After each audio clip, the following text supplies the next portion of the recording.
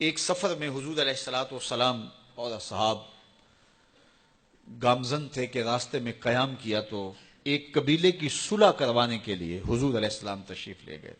وہاں کچھ تاخیر ہو گئی تو صحابہ نے حضرت ابوبکر صدیق کو کہا کہ حضور رک گئے ہیں تو نماز کا وقت جا رہا ہے، آپ نماز پڑھا دیجئے. تو حضرت ابوبکر صدیق رضی اللہ تعالیٰ عنہ مصلی پہ کھڑے ہو گئے. اب نماز شروع ہوگی، ادھر سے حضور بھی فارغ ہو گئے تو آقا کریم تشریف لائے. تو آقا کریم علیہ السلام جو ہی تشریف لائے تو صحابہ کی صفیں بندی ہوئی تھی. حضور کو دیکھا، انہوں نے راستہ چھوڑ دیا. پیچھے سے لے کر کے مصلی تک صحابہ نے حالت نماز کے اندر حضور کے لیے راہ کشادہ کر دی. کاش کہ یہ حدیث سب لوگوں نے پڑھی ہوتی اور امت میں اتنے فرقے نہ بنتے اور یہ سوچ کبھی نہ پنپتی کہ نبی کے خیال سے نماز ٹوٹتی ہے. یہاں تو راستے چھوڑے جا رہے ہیں، یہاں تو پروٹوکول دیا جا رہا ہے. اللہ اکبر. اور یہ حدیث کہیں چھپی نہیں ہے، بخاری کے اندر چھپی ہوئی. اللہ اکبر.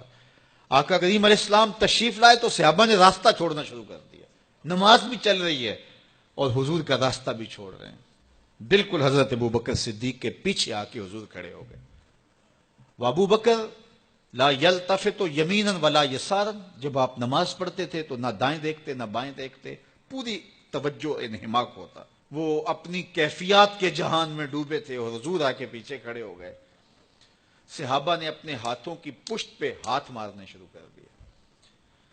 مکعن و تصدیہ، قرآن نے تالی لگانا، سیٹی مارنا، یہ شیطانی اعمال ہیں، لیکن ہاتھ کی پشت پہ ہاتھ مار کے متنبع کرنا یہ مختلف مواقع کے اوپر یہ جائز ہے. تو اب جب حضور آ کے پیچھے کھڑے ہو گئے اور صحابہ سمجھے کہ حضرت ابوبکر صدیق ایک استغراق کے عالم میں ہیں، ایک کیفیت کے جہاں میں ڈوبے ہیں، تو انہوں نے اپنے ہاتھوں کی پشتوں پہ ہاتھ مارنے شروع کر دیے. تو حضرت صدیق اکبر سمجھ گئے کوئی غیر معمولی واقعہ ہو گیا. دیکھا پیچھے حضور کھڑے تھے. اللہ اکبر. تو حضرت صدیق اکبر مصلی سے سرک کے پیچھے آنے لگے تو آقا کریم نے اشارہ کیا رکو، نماز پڑھاؤ. سیدنا صدیق اکبر اس کے باوجود پیچھے آ گئے. کبھی ہوتا ہے حکم اور کبھی ادب آگے ہوتا ہے. اللہ اکبر. حضرت سیدنا علی المرتضیٰ رضی اللہ تعالی عنہ کو کہا نا حضور نے صلح حدیبیہ کے موقع پہ، صلح نامہ لکھوایا جا چکا تو لکھا یہ محمد رسول اللہ اور قریش کی جانب سے ہے. تو عروہ نے کہا اگر محمد رسول اللہ مان لیں ہم تو پھر لڑائی کس چیز کی ہے؟ تو اس لیے محمد رسول اللہ نہیں، محمد بن عبداللہ لکھا جائے. تو وہ اس بات پہ بضد ہو گئے اور اگر ایسا نہیں ہوتا تو معاہدہ ٹوٹ رہا تھا. تو حضور نے حضرت علی المرتضیٰ سے کہا کہ چلو رسول اللہ کا لفظ مٹا دو. عرض کی میں تو نہیں مٹاؤں گا، میں تو نہیں مٹاؤں گا، یہ نام میں تو نہیں مٹا سکتا. پھر حضور نے خود مٹایا. اب یہاں حضور نے کہا ابو بکر رکو، لیکن حضرت ابو بکر نہیں رکے، پیچھے آ گئے. اور پھر حضور خیر مصلی پہ گئے، نماز ہوئی، سلام پھرا. تو حضرت ابو بکر صدیق رضی اللہ تعالیٰ عنہ کو حضور نے کہا ابو بکر جب میں نے کہا تھا تم رکے رہو تو تم کیوں پیچھے آئے؟ تو سنو حضرت ابو بکر نے کیا جواب دیا رضی اللہ تعالیٰ عنہ. کروڑوں سلام، لاکھوں عقیدتوں اور نیاز مندیوں کے خراج ان کی چوکھٹ پہ. عرض کرنے لگے ما کان لابن ابی قحافہ ان یؤم رسول اللہ صلی اللہ علیہ وسلم. حضور ابو قحافہ کے بیٹے کی جرت کب ہوئی کہ رسول اللہ کے آگے کھڑا ہو کے نماز پڑھائے؟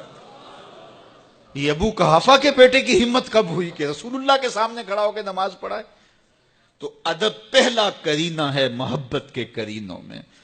حضرت ابو بکر صدیق رضی اللہ تعالی عنہ نے اگر حضور علیہ الصلوۃ والسلام کی اطاعت اور حضور کی محبت، ادب، فرما برداری اور جانثاری کے انوکھے باب رقم کیے ہیں، لیکن حضور نے بھی ان کو جو اعزازات دیے. ایک خاتون آئی مسئلہ پوچھنے، آقا کریم نے فرمایا پھر آ جانا.